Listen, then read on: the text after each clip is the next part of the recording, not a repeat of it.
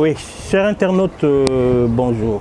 Bonjour, je m'appelle Makaya Bruno. Je parle au nom d'une organisation que nous avons appelée Action pour le réveil et le développement du Congo, ARDEC. Je suis dans la chaîne Ngangou, Prince Ngangou TV, où je vous prie de vous abonner massivement pour suivre le développement de tous les sujets que nous allons aborder avec vous. Action pour le développement, pour le réveil et le développement du Congo, qu'est-ce que ça veut dire effectivement? Le Congo, notre pays que nous aimons bien, notre héritage commun, c'est le seul pays que nous avons d'ailleurs. C'est un pays qui a des multiples problèmes. Depuis que les pères de l'indépendance, il y a 60 ans, se sont battus pour que ce pays devienne un pays indépendant. Dans notre hymne national, il y a même un passage que j'aime beaucoup, qui dit par le labeur, nous bâtirons un pays plus beau qu'avant. Ce pays-là que nous devrions bâtir si beau qu'avant, ça ne devrait pas être juste un discours, non. Ce pays qui a toutes les possibilités d'être un grand pays. Après cela, les politiciens nous ont habitués dans des histoires, des slogans politiques de toutes sortes que nous avons appréciés diversement. Ceux qui sont beaucoup plus âgés se souviennent même que nous, quand on était gosses, on nous a parlé de l'agriculture qui devrait être une priorité des priorités. C'était en 1968, calculez un peu, 68 jusqu'à aujourd'hui, ça fait 52 ans. 52 ans, si pendant 52 ans le Congo était devenu, l'agriculture était une priorité des priorités, aujourd'hui on serait une puissance agricole. Mais aujourd'hui nous importons presque toute la nourriture que nous consommons. Toute peut-être pas, mais en tout cas au moins 80 ou 90% de ce que nous consommons. C'est-à-dire que le Congo n'est pas devenu une puissance agricole. Non seulement cela, on nous a dit, lorsqu'on s'était rendu compte il y a un moment donné que ça ne marchait pas très bien, on nous a dit plus rien ne sera comme avant. Les gens se souviennent encore de ces slogans. Et qui a fait encore flop, puisque ça n'a absolument rien changé. On nous a parlé à une certaine époque, avant 1980, de l'objectif 80 qui devait faire de notre pays un pays industriellement fort. Mais lorsque nous sommes arrivés en 1980, il y a eu encore un flop. Il ne s'est absolument rien passé. Nous pouvons citer comme ça plusieurs discours que les politiciens nous ont donnés, qui n'ont rien donné. Mais alors on se pose une question. Pourquoi? Pourquoi? Parce que c'est ça finalement. Si d'autres pays réussissent à organiser leur économie, si d'autres pays réussissent à organiser leur système social, si d'autres pays réussissent, et dans tous ces pays au monde, dans tous ces pays, vous pouvez aller dans n'importe quel pays du monde. Parce que, comme je suis en train de parler là, il y a des Congolais qui me suivent à l'intérieur des frontières du Congo. Il y a des Congolais qui sont à l'étranger. Partout dans tous les pays au monde où vous irez, vous ne trouverez que des êtres humains. Ces êtres humains, Dieu n'a pas créé certains humains supérieurs à d'autres. Non, ne vous en faites pas, il n'y en a pas. Il n'y en a pas. Nous sommes tous des humains, nous avons tous les mêmes capacités. Ah, ça c'est quelque chose qui va peut-être surprendre certains d'entre nous, mais c'est vrai, il n'y a pas de différence. Mais alors, qu'est-ce qui fait que certains pays arrivent à progresser, certains arrivent à s'organiser, certains qui n'ont aucun moyen arrivent même à nourrir un grand pays comme le Congo avec les potentiels que nous avons. Qu'est-ce qui fait qu'avec ce que nous avons comme potentiel, nous n'arrivons pas à faire de ce pays un grand pays? Maintenant, les chefs de l'État nous parlent encore d'une autre idée, nous parlent de l'union sacrée pour la nation. L'union sacrée pour la nation, c'est bien beau, hein, l'union sacrée pour la nation, mais nous craignons que ce soit encore un flop. Que ce soit encore un flop comme la conférence nationale lorsqu'elle a eu lieu en 1991, si je ne me trompe pas. Ça donnait un immense espoir à la population congolaise. La conférence nationale qui a donné un immense espoir à notre population, ceux qui sont un peu plus âgés savent encore en 1991, lors de lorsque on parlait de la démocratie, cet immense espoir, c'était encore un flop. Ça n'a pas marché. Et puis finalement, lorsque nous sommes arrivés en 1997, lors de l'entrée de l'AFDEL, ça a encore donné une immense espoir au peuple congolais. C'est comme je disais tout à l'heure là, qu'est-ce qui se passe?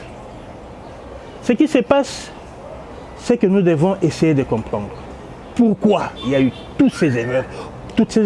Pourquoi tout ça, ça n'a pas marché? Pourquoi le Congo aujourd'hui? Quel héritage nous allons donner? Quel héritage nous allons laisser à nos enfants et à nos petits-enfants? D'un pays complètement déchiré, avec une population qui n'arrive pas à s'organiser, qui importe presque 90% de la nourriture qu'il consomme, avec un sous-sol extrêmement riche, avec une population extrêmement pauvre. Est-ce vraiment ça ce que nous voulons léguer aux générations qui viennent? Si nous ne faisons pas attention, si nous ne faisons pas attention, je vous l'ai dit, si nous ne faisons pas attention pour chercher à déterminer les vraies causes de nos échecs, les vraies raisons. C'est pour ça que nous avons parlé de l'action pour les réveils et le développement du Congo. Le Congolais est en train de dormir pendant des années. Je pourrais même dire 60 ans de sommeil. 60 ans de sommeil où nous pensons que ce sont des autres qui viendront trouver des solutions à nos problèmes. Où nous pensons que ce sont les Occidentaux, ce sont les Européens.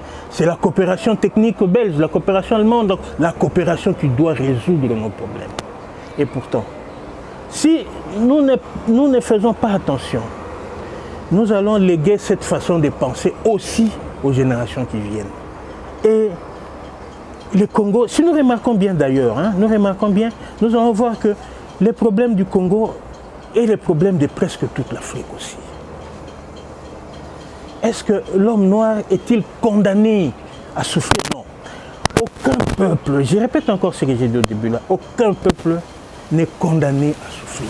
Aucun peuple n'est condamné à être sous-développé. Aucun peuple, puisque tous les humains sur la terre ont les mêmes capacités et ont le même cerveau. Alors, pendant des années, nous nous sommes conduits d'une certaine manière qui a donné un certain résultat. Nous allons voir maintenant, à travers les émissions qui vont suivre, quelles sont ces erreurs qui ont été identifiées. Parce que nous aimerions que dans les années qui viennent, lorsqu'on parle de la République démocratique du Congo, qu'on dise qu'après avoir tourné en rond pendant des années, le peuple congolais a enfin compris. Il s'est mis au travail. A enfin compris quelles sont les pesanteurs qui jouaient sur son développement, qui entraînaient son sous-développement. A enfin compris. Et l'Union sacrée pour la nation que le président de la République actuelle est en train de prôner doit être une dernière chance pour nous. Nous devons tout faire pour que cela ne fasse pas un flop. Pour que les gens n'aillent pas vers cette union sacrée comme les politiciens congolais. Nous les connaissons, les politiciens congolais. Ils vont pour des postes. Ils vont juste pour les positionnements politiques. Nous voulons plutôt un Congo qui marche bien, avec une population forte, avec des gens qui travaillent. Vous savez que nous sommes capables de faire énormément d'argent avec seulement notre sol. Si nous négligeons même notre production minière, nous sommes capables de faire de ces pays une grande puissance agricole. Voilà les buts de la série d'émissions que nous allons animer. La série d'émissions que nous aimerions que vous puissiez suivre et vous donner et nous donner vos impressions. Parce que finalement, si nous gardons les bras croisés, nous ne ferons que critiquer, nous ne ferons que parler et cela n'avancera rien. De toute façon, nous parlons depuis combien d'années? Depuis combien de temps que nous parlons? Depuis combien de temps nous nous plaignons? Nous nous demandons comment un pays si riche peut avoir une population si pauvre. Et nous ne sommes jamais allés en profondeur, savoir pourquoi. C'est ça le but de l'action pour les réveils et les développements du Congo. Nous voulons mener des actions, nous voulons que les Congolais comprennent, nous voulons que les Congolais puissent se réveiller, qu'ils soient en mesure, de prendre son destin en main, qu'ils comprennent qu'il est capable de faire des grandes choses. Parce que nos ennemis, les termes peut-être forts, mais dans le monde comme nous sommes là, il y a des gens qui nous observent, qui voient toutes nos turpitudes, qui voient tout ce que nous sommes en train de faire et qui se rendent compte que ces gens sont immensement riches, mais ils sont en train de se Ils sont en train de passer leur temps dans des querelles inutiles, ils sont en train d'être distraits. Comment les exploiter? Et ces gens nous exploitent. Je ne cite pas de noms, je ne cite pas de peuple, mais vous savez que le monde fonctionne comme ça. Si nous avions aussi cette possibilité, nous allions aussi exploiter les autres. Nous sommes dans un monde qui fonctionne de cette manière-là. Alors, nous voulons assez que lors de l'émission qui va suivre, nous allons analyser point par point. Lorsque vous ne croyez pas vous-même que vous êtes fort, lorsque on est parvenu à vous faire croire, à vous mettre dans votre tête que vous n'êtes pas intelligent et que vous arrivez à y croire, alors les conséquences, vous n'aurez qu'à les subir. Le peuple congolais, qui est un peuple très fort, mérite mieux. Bon, je pense qu'aujourd'hui, nous allons nous arrêter là. Je vous prie de vous abonner massivement à Prince Ngangu Télévision.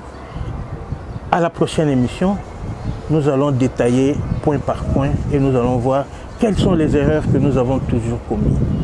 Comment nous pouvons faire de notre pays un pays grand, prospère et riche, en dehors de tout slogan.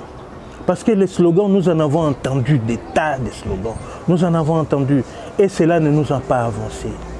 Ne nous a pas avancé. Et nous commençons à nous demander, est-ce que le Congo est-il un pays condamné? C'est comme ça que nous avons dit tout à l'heure là, non. Nous devons prendre conscience. Cette émission de prise de conscience, c'est nécessaire pour que nous puissions enfin nous réveiller et développer notre nation. Je vous remercie.